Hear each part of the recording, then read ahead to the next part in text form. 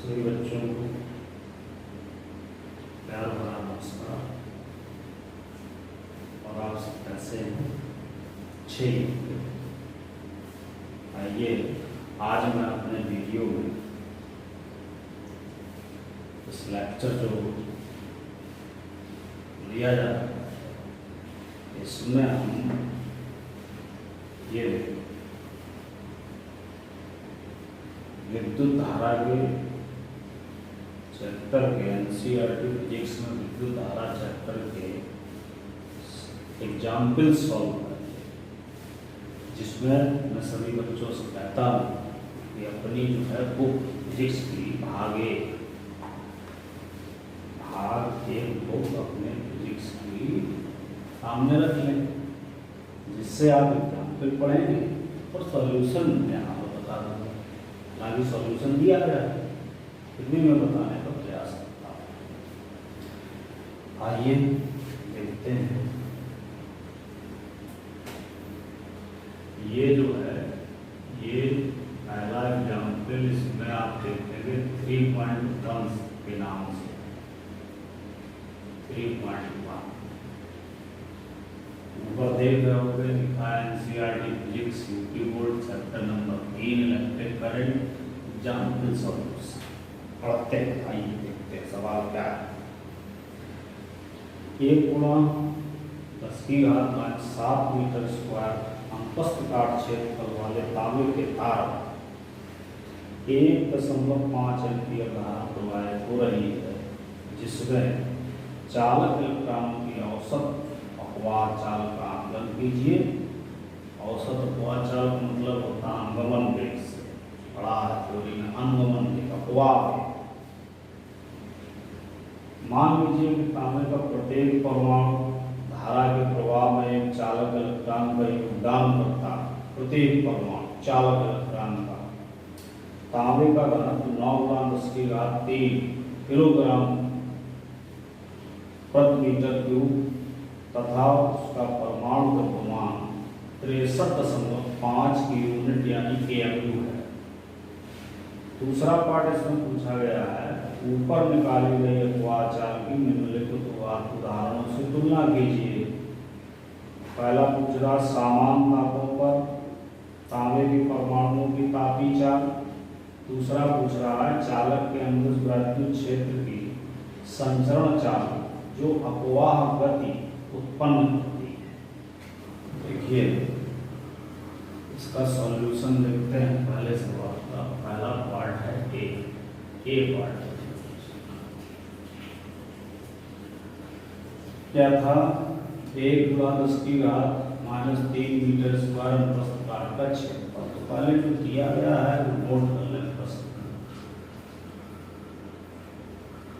प्रश्न से क्षेत्रफल 1×10⁻³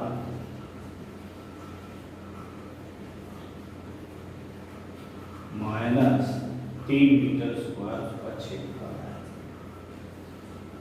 नहीं सॉरी 1×10⁻⁷ 7 मीटर स्क्वायर।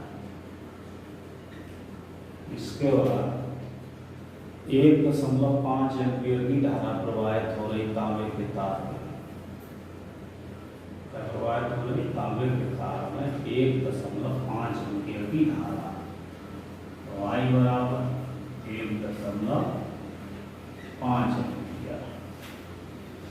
इसके बाद उसमें औसत चाल निकालनी है। तो औसत चाल का अनुगमन वेग को या अपवाह औसत चाल को किससे प्रदर्शित करेंगे? VD से। ये हमारा प्रश्नवाचक चिन्ह है, इसको हमें सॉल्व करना। अब निकालने का तरीका क्या है? धारा दी गई है, क्षेत्रफल दिया गया है, मुक्त इलेक्ट्रॉनों की संख्या निकालनी है। और ये जानते हो इलेक्ट्रॉनिक आवेश होता है E बराबर 1.6×10⁻⁻⁻19 कूलम, यानी 1.6 × 10⁻⁻19 कूलम। तो एक सूत्र होता है, सूत्र है उनकी I बराबर NE A VD, इसलिए VD बराबर क्या हो जाए I/m/e।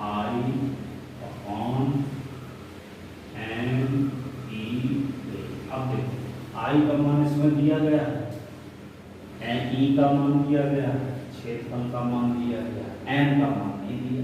कक्षा 11 में आप लोगों ने पढ़ा था कि किसी से अगर हम परमाणुओं की संख्या याद करते हैं, तो सवाल बता दिया गया कि परमाणु की संख्या वही चालक लगता अंक 7, तो परमाणुओं की संख्या अगर हम याद करते हैं तो उसमें होता क्या है कि जो द्रव्यमान दिया जाता है, जो द्रव्यमान दिया जाता है उसी में एक सूत्र होता है उसके लिए,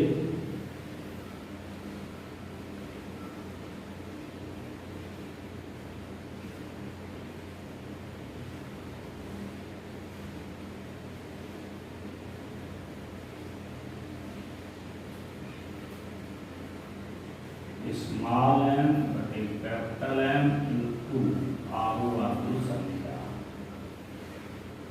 क्या होता है, दिया गया पदार्थ बटे परमाणु भार या अणुभार या आणविक भार इंटू है आवर्त संख्या, तो उस पदार्थ में उपस्थित परमाणुओं की संख्या ज्ञात हो जाती है। तो सवाल में कुछ नीचे उसमें दिया गया था कि 9 × 10⁻⁶ किलोग्राम प्रति 9 × 10⁻³ किलोग्राम प्रति मीटर क्यूब तथा इसका परमाणु द्रव्यमान घनत्व दिया गया वहाँ सॉरी घनत्व, इसका परमाणु द्रव्यमान कितना होता है,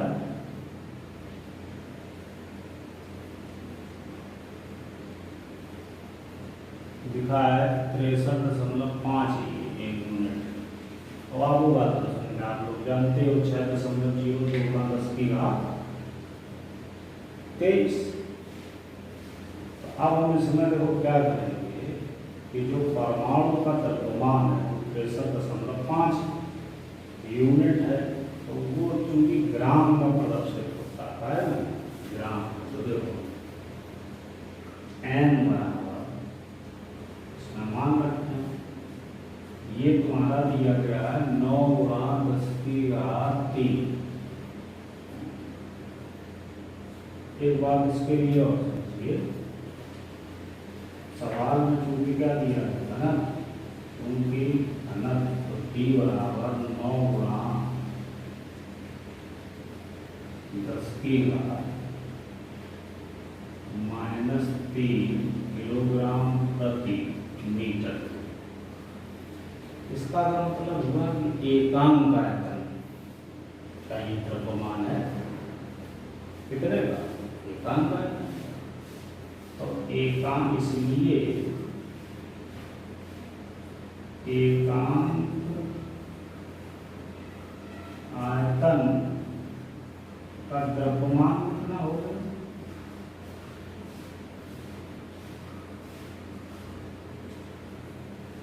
स्मॉल m बराबर 9 ×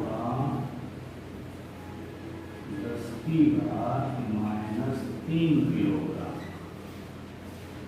ये सवाल दूसरा, कैपिटल M, यहाँ पे दिया आयतन एक कर दोगे तो जो घनत्व है वही द्रव्यमान है, एकांक आयतन के द्रव्यमान को क्या कहते हैं, घनत्व कहते हैं। कैपिटल 63.5 ग्राम होगा, ये 63.5 × 10⁻³ किलो। यहाँ पर घनत्व जो है करेक्शन करते हैं, घनत्व T बराबर 9 × 10⁻³ किलोग्राम प्रति मीटर क्यूब है, और एकांक आयतन का द्रव्यमान भी 9 × 10⁻³ किलोग्राम हो जाएगा। ये है, ये देखिए 63.5 × 10⁻³ किलोग्राम हो गया। आगे अब इसमें n बराबर 9 × 10⁻³ 63.5 गुणा 10⁻³ और आगुआतुल संख्या होती है 6.02 गुणा 10⁻23।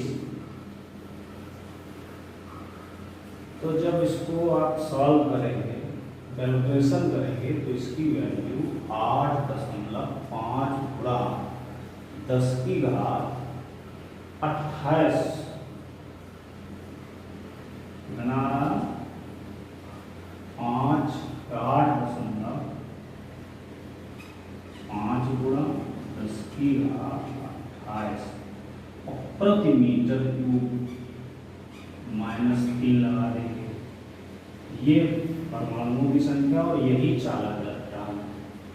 तो अब हम ऊपर उसको समीकरण 1 डाल दें, तो समीकरण 1 में जब ये समान रख देंगे, समीकरण 1 से तो ये इतना समझ में आ गया सबको। क्या है, ये सवाल में दिया गया, ये सूत्र जानते हो, धारा और अनुगमन वेग का संबंध। इससे अनुगमन वेग Vd बराबर I/NE। अब हम ये सूत्र और प्रयोग करेंगे कि परमाणुओं की संख्या जो है कैसे ज्ञात करें। वो स्मॉल n बराबर, यानी कोई भी मटेरियल है उसमें पदार्थ में परमाणुओं की संख्या ज्ञात करते हैं, तो द्रव्यमान बटे उसका आणविक भार होगा संख्या। ये बात और समझ लीजिए। घनत्व दिया गया है, घनत्व मतलब क्या होता है, एकांक का तो 9 गुणा 10⁻³ किलोग्राम। ये उसका आणविक भार दिया है। तो ये जब आणविक भार यानी परमाणु द्रव्यमान की ग्राम में प्रदर्शित कर लेते तो 63.5 गुणा 10⁻³ किलोग्राम। तो इसको जब यहाँ पर रख के सॉल्व करेंगे, ये परमाणु संख्या हो जाएगी, यही मुक्त इलेक्ट्रॉनों की संख्या होगी। अब आइए चलते समीकरण 1 में। समीकरण 1 में जब ये मान रखेंगे तो Vd बराबर समीकरण 1 से Vd = I की जगह 1.5, n की जगह 8.5 × 10⁻28 इंटू ई की जगह 1.6 × 10⁻19 इंटू ए की जगह 6 1.0 इंटू 10⁻⁷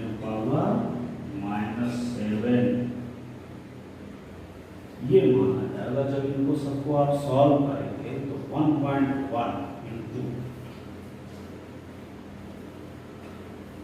1.1 इंटू 10⁻³ मीटर प्रति सेकंड, ये इतने अपवाद की वैल्यू प्राप्त हो रही 1.1 इंटू 10⁻³ मीटर प्रति सेकंड। जिसको हम mm में लिख सकते हैं 1.1 mm प्रति सेकंड। अब देखिए दूसरा पार्ट क्या था इसमें। दूसरा पार्ट ये है कि ऊपर निकाली गई अपवाह चाल की निम्नलिखित उदाहरणों से तुलना कीजिए। समान तापमान तांबे के परमाणु की तापी चाल तुलना करनी इसके साथ। तो ये समझ में आ गया होगा सबको। अपना नोट कर लेंगे सवाल और उसके बाद हम बी पार्ट पे चर्चा। कक्षा 11 में आप लोगों ने एक तापी चाल, ताप के साथ संबंध के लिए 4 वर्गों की सूत्र कहा था।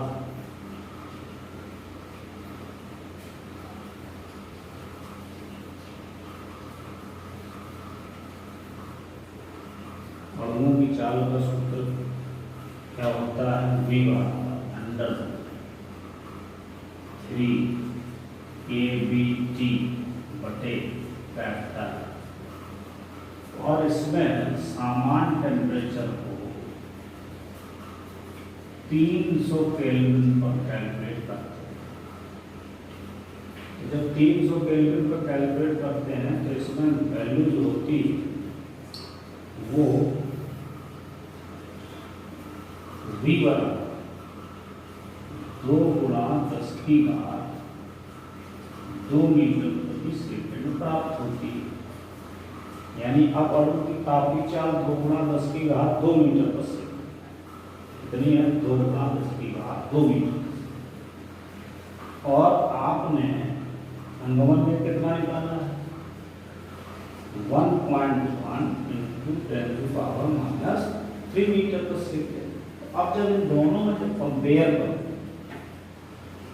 क्या करो कंपेयर, तो यहाँ देखो 10 की घात -3 है और यहाँ कितना है 10 की घात 2 मीटर पर सेकेंड। तो अब ये इसका अनुगमन वेग इसकी तुलना में कितना कम हो गया, 10 की घात -5 गुना। इसके नीचे जैसे मान चलो VD बटे V, तो 1.1 इंटू 10⁻³ और बटे 2 इंटू 10⁻²। तो अब अगर हम अप्रोक्सीमेटली 4 डिमांड लेना है तो लगभग 10 की घात -5, यानी कि VD इक्वल टू 10 की घात -5 V। यानी इसमें जो 10 की घात V में 10 की घात -5 का गुणा करेंगे तब ये चाल आएगी, अपवाह चाल। और ये VD जो है ये कितने गुना 10 की घात -5 गुना, यानी कि इसकी वैल्यू कम है, तो बस ये तुलना होगी। ये बी पार्ट था। अब इसी का दूसरा हिस्सा है बी पार्ट। दूसरे हिस्से में क्या पूछा गया है कि सामान्य चालक के अनुदिश वैद्युत क्षेत्र की संचरण चाल जो अपवाह गति उत्पन्न करती है।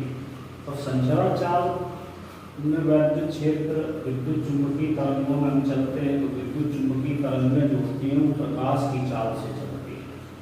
तो उनकी चाल वेग इक्वल टू 3 गुणा 10 की घात 8 मीटर प्रति सेकंड। और अनुगमन वेग ये है, इससे कंपेयर करेंगे तो VD upon V equal to 1.1 into 10⁻³ बटे 3 इंटू 10⁸ लगभग कितने गुना कम हो गई, 10 की घात -11 गुना। यानी VD इक्वल टू 10 की घात -11 ये आ गया। तो ये तुलना हो जाएगा। तो ये रहा पहला उदाहरण। अब चलते हैं दूसरे एग्जाम्पल। दूसरा एग्जाम्पल जो है ये थ्योरेटिकल है, आप लोग इसको पढ़ सकते हैं। हम सीधे चलते हैं तीसरे एग्जाम्पल की। आइए उदाहरण नंबर 3। उदाहरण नंबर 3 में क्या है कि किसी विद्युत क्लस्टर में क्रोम के तापन अवयव का उपयोग होता है। जब इससे नगण्य विद्युत धारा उत्पन्न होती तो कक्ष ताप कक्ष कमरे का ताप 27 डिग्री सेल्सियस, इसका प्रतिरोध 75.3 पाया जाता है। अब इस टोस्टर को 220 वोल्ट आपूर्ति से संयोजित करते हैं तो कुछ सेकंड में परिपथ में 2.68 एम्पियर की स्थायी धारा स्थापित हो जाती है। नाइक्रोम अवयव का स्थायी ताप क्या है, टेम्परेचर पूछा है। क्या पूछा है, टेम्परेचर। तो अब 220 वोल्ट का वोल्टेज लगाएंगे, धारा कितनी मिली 2.68 एम्पियर। तो इससे हम इसका रेजिस्टेंस निकाल लेंगे बाद की स्थिति का। तो नाइट्रोन को सम्मिलित ताप परिसर में प्रतिरोध ताप गुणांक दिया गया है 1.70 गुणा 10 की घात -4 प्रति डिग्री सेल्सियस। तो देखिए जब इस तरीके के सवालों को सॉल्व करते हैं तो इसमें एक सूत्र होता है। कक्षा 11 में प्रतिरोध ताप प्रसार गुणांक पढ़ते हैं तो वहाँ पे सूत्र का जिक्र होता है, उसको हम बोलते हैं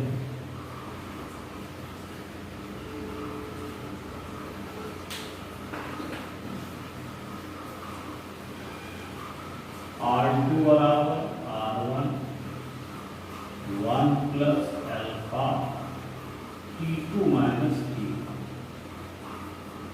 कक्षा 11 में देखिए जाकर ये रिजल्ट आपको मिलेगा। तो अब देखो इसको अगर हम मान लो अगर टेम्परेचर निकालना दूसरी स्थिति का, टेम्परेचर कितना है, ताप कितना है, तो अगर हम उस स्थिति में इसको लेकर जाएं तो अगर हम इसके अंदर मल्टीप्लाई करते हुए करेंगे तो इसमें देखिए क्या रिजल्ट हो जाएगा। इसको हम तोड़ देंगे। R2 बराबर R1 plus R1 alpha T2 minus T1। तो इसका मान हमें ज्ञात करना है। ये वैल्यू जो इधर रहा वो ये इधर माइनस हो जाएगी। तो T2 माइनस T1 बराबर R2 माइनस R1 बटे R1 अल्फा। समीकरण डालने के इसको। अब आइए प्रश्न में दिया क्या है। पहला प्रतिरोध दिया 75.3। पहला टेम्परेचर दिया 27 डिग्री सेल्सियस। प्रश्न से T1 बराबर 27 डिग्री सेल्सियस, R1 बराबर 75.3 ये मान लिया। इसके बाद दूसरी स्थिति में वोल्टेज और धारा का मान दिया गया। तो दूसरी स्थिति का जो रेजिस्टेंस होगा वो R2 बराबर V/I। V का मान 230 वोल्ट, धारा कितनी दी गई है 2.68। जब ये वैल्यू यहाँ पर सॉल्व करते हुए इसका मान 85.8 ओम आ जाएगा, आ जाएगा 85.8 ओम। तो दूसरा रेजिस्टेंस भी हो गया। अल्फा का मान कितना दिया गया है 1.70 into 10 power minus 1.70 into 10 power minus 8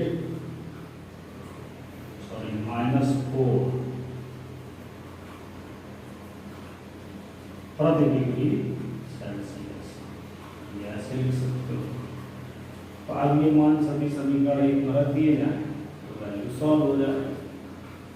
तो क्या होगा T2 माइनस T1 समीकरण 1 से R2 का मान है 85.8 माइनस R1 का मान है 75.3 ऑन R1 फिर यहाँ पर प्रयोग किया जाएगा। तो R1 की वैल्यू कितनी है 75.3 इंटू अल्फा का मान है 1.70 इंटू 10 पावर माइनस 4। तो जब इसको सॉल्व करोगे तो आपका रिजल्ट 820 डिग्री सेल्सियस में 820 degree Celsius. T2 minus T1 निकालना क्या है। T2 बाहर का टेम्परेचर। तो T2 बराबर हो जाएगा 820 प्लस T1 यानी कि 820 प्लस 27 कितना हो गया 847 डिग्री सेल्सियस। इतने टेम्परेचर पर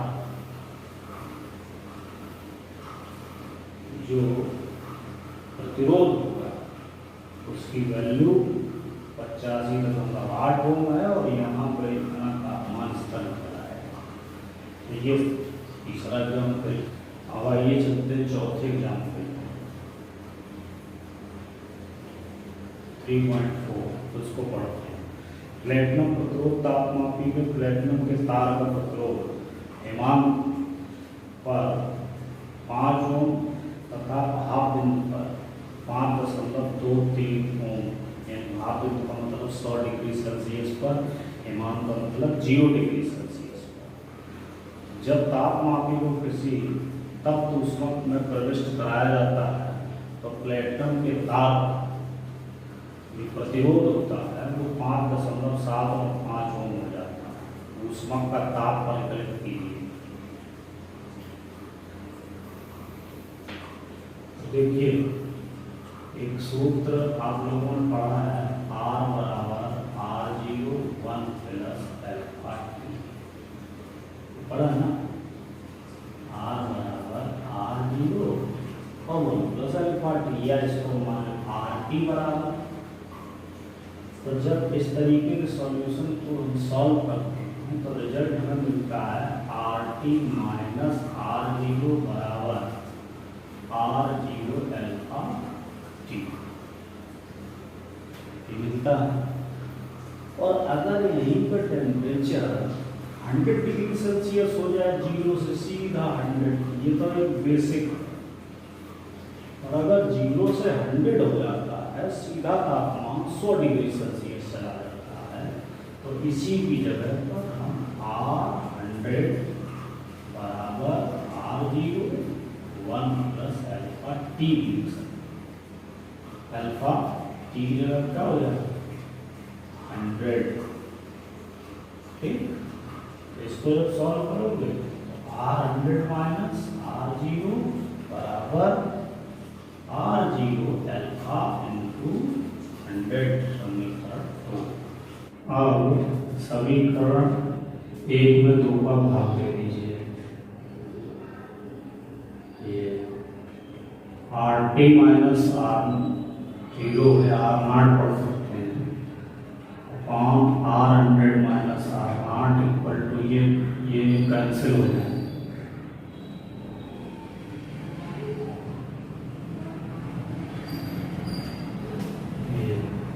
तो R0 अल्फा कैंसिल हो गया, T अपॉन 100, T अपॉन 100 हुआ तो T बराबर क्या मिल जाएगा RT minus R0 upon R100 minus R0 into 100। ये एक सूत्र हो जाएगा जिससे हम ताप ज्ञात करेंगे। अब इसमें इनकी सबकी वैल्यू पुटअप कर दीजिए। तो जो वैल्यू पुटअप करोगे तो देखो आप सवाल में जो R0 का मान है वो 5 ओम है, और R100 का मान जो है वो 5.23 ओम है, और RT इक्वल टू है 5.795 ओम। तो जब ये आप पुटअप करोगे तो T बराबर 5.795 माइनस 5 अपॉन 5.23 माइनस 5 इंटू 100, यहाँ से आ जाएगा 0.795 अपॉन 0.23 इंटू 100, ऊपर आ जाएगा T बराबर 79.5 अपॉन ये। तो जब यहाँ से इसको सॉल्व करोगे तो 7950 अपॉन 23, इसकी वैल्यू जो आती है वो 345.65 डिग्री सेल्सियस ये टेम्परेचर हो जाता है। इस तरीके से इसको सॉल्व करें। अब आगे चलते हैं 5वें न्यूमेरिकल पर। वो भी एक इम्पॉर्टेंट एग्जाम्पल्स है, किताब में आप लोग देख सकते हो। 5 नंबर एग्जाम्पल में क्या बताया गया है, 1 ओम आंतरिक प्रतिरोध के 16 वोल्ट की एक बैटरी से प्रतिरोधों के नेटवर्क को जोड़ा गया है। नेटवर्क के तुल्य प्रतिरोध प्रकलित कीजिए और दूसरे में प्रत्येक प्रतिरोध में धारा का मान ज्ञात कीजिए और वोल्टता VAB और VBC तथा VCG ज्ञात कीजिए, जिसका परपथ ये बना हुआ है। एक ये 16 वोल्ट का सेल है जिसका आंतरिक प्रतिरोध 1 ओम है, 4 ओम, 4 ओम और यहाँ पे 1 ओम, 12 ओम और 6। अब ये सर्किट आप लोग देख पा रहे होंगे। इसको हम देखो कैसे सॉल्व करते हैं। सबसे पहले हमें पूरे उसका प्रतिरोध निकालना है। और फिर इसके बाद प्रत्येक खंड में धारा निकालनी है और फिर AB के बीच वोल्ट था, BC के बीच वोल्ट था और CD के बीच वोल्ट था, ये याद रखना है। तो देखिए सबसे पहले 4 ओम व 4 ओम ये समांतर क्रम में है। तो जब समांतर क्रम में है तो यहाँ से एक रेजिस्टेंस बन जाएगा, इसको हम R1 मान लेंगे। 1/R1 बराबर 1/4 प्लस 1/4 यानी 2/4 यानी कि इधर 2 यानी R1 इक्वल टू 2, यानी इन दोनों के स्थान पर अब एक R1 बन गया जिसकी वैल्यू होगी 2। ये ओम है, ये 12 और 6 दोनों समांतर क्रम में है। 12 ओम व 6 ओम भी समांतर क्रम में है। तो यहाँ से 1/R2 equal to 1/12 plus 1/6 equal to 12 हो जाएगा एलसीएम 1 प्लस 2 यानी 3/12। यहाँ से आ गया 4 1/4 R2 इक्वल टू हो गया 4 ओम। समझ में आ गया सबको? इन दोनों के स्थान पर 4 ओम बन गया। अब देखो 2 ओम 1 ओम और 4 ओम कैसे हो जाएंगे? अब 2 ओम 1 ओम व 4 ओम श्रेणी क्रम में, श्रेणी क्रम में। तो जब श्रेणी क्रम में है तो यहाँ से बन जाएगा अतः R बराबर 2 प्लस 1 प्लस 4 यानी कि 7 ओम। ये यहाँ का 7 ओम यानी बाय परपथ का प्रतिरोध 7 ओम आ गया। परपथ का तुल्य प्रतिरोध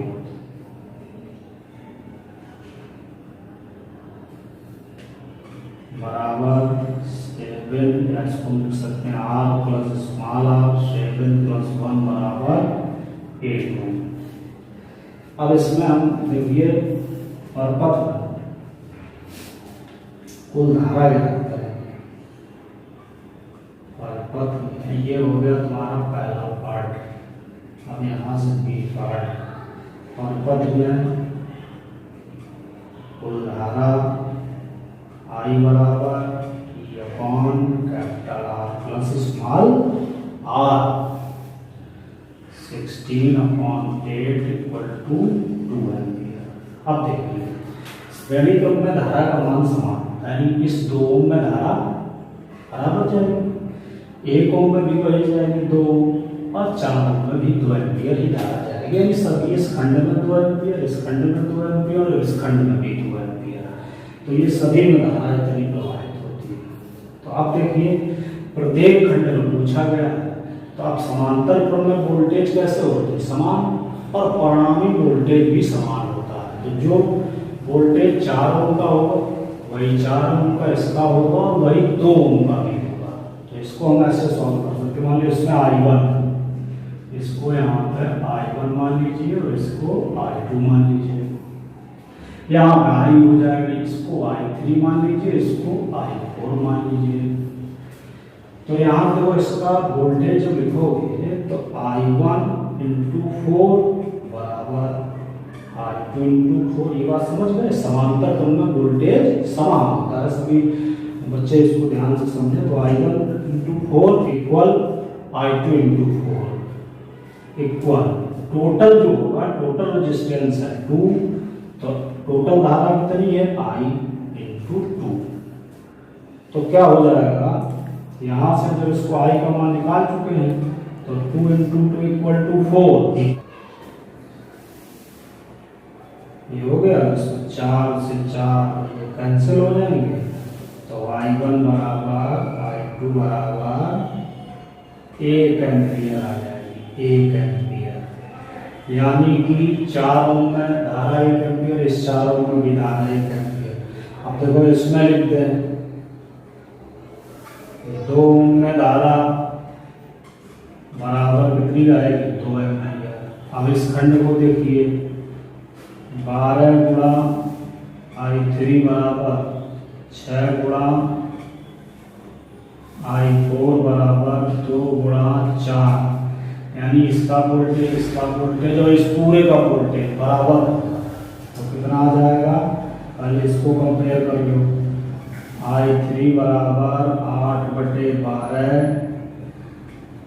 बराबर 2/3 एम्पियर। तो 12 ओम में कितनी होगी 2/3 एम्पियर। इसकी तुलना कर लो तो I4 बराबर 8/6 यानी कि 4/3 एम्पियर। टोटल धारा है 2 एम्पियर। 4 ओम में 1 एम्पियर, इस 4 ओम में 1 एम्पियर, इसमें 2 एम्पियर और इसमें चली जाएगी 2/3 एम्पियर और इसमें जाएगी 4/3 एम्पियर। ये हो गया। अब सी ए और बी के बीच वोल्टेज वी ए बी बराबर आई आर होता है। तो इसमें धारा जा रही है 2 एम्पियर, तो 2 ओम का, तो 2 गुणा 2 बराबर यहाँ से मिल गया 4 वोल्ट। अब बी और सी, तो बी सी बराबर धारा है 2 एम्पियर, तो 2 गुणा 1 बराबर 2 वोल्ट। सी और डी के बीच, तो बी सी डी बराबर 2 गुणा 4 बराबर 8 वोल्ट। तो ये रहे प्रत्येक खंड के वोल्टेज। ए बी के बीच 4 वोल्ट, बी सी के बीच 2 वोल्ट और सी डी के बीच 8 वोल्ट। तो ये 5वें एग्जाम्पल का सॉल्यूशन है, इसको आप लोग नोट कर लेंगे।